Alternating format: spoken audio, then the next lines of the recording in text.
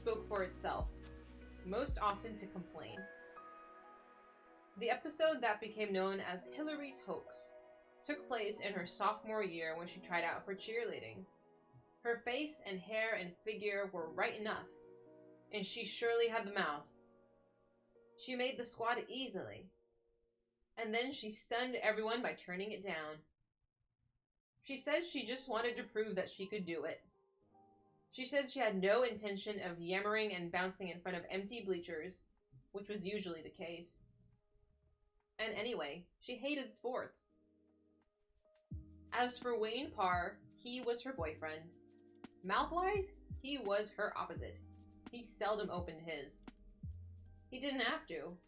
All he had to do was appear. That was his job. Appear. By both girls' and boys' standards, Wayne Parr was gorgeous. But he was more and less than that. In terms of achievement, Wayne Parr seemed to be nobody. He played on no sports team, joined no organization, won no awards, earned no A's.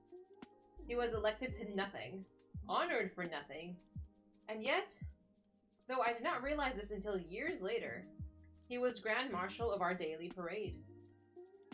We did not wake up in the morning and ask ourselves, what will Wayne Parr wear today? Or how will Wayne Parr act today? At least not consciously. But on some level, below awareness, that's exactly what we did.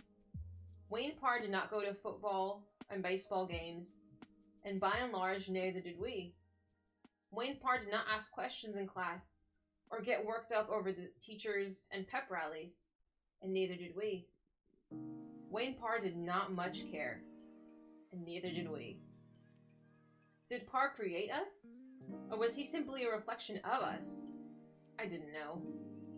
I knew only that if you peeled off one by one all the layers of the student body, you would have found at the core not the spirit of the school, but Wayne Parr. That's why, in our sophomore year, I had recruited Parr for the hot seat. Kevin was surprised. Why him? Kevin said. What's he ever done? What could I say? That Parr was a worthy subject precisely because he did nothing. Because he was so monumentally good at nothing. I had only a vague insight, and not the words. I just shrugged. The highlight of that hot seat came when Kevin asked Parr, who was his hero, his role model? It was one of Kevin's standard questions. Parr answered, GQ. In the control room, I did a double take.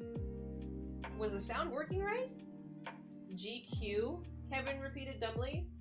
Gentleman's Quarterly? The magazine? Parr did not look at Kevin.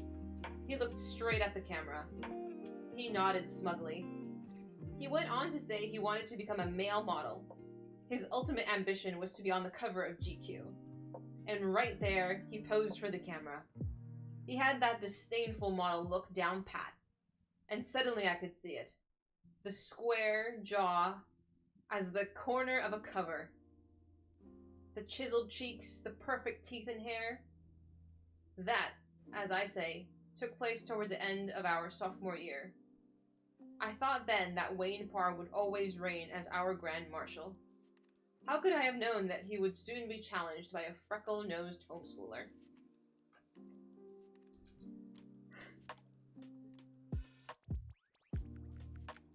Hi guys. That was chapter 4.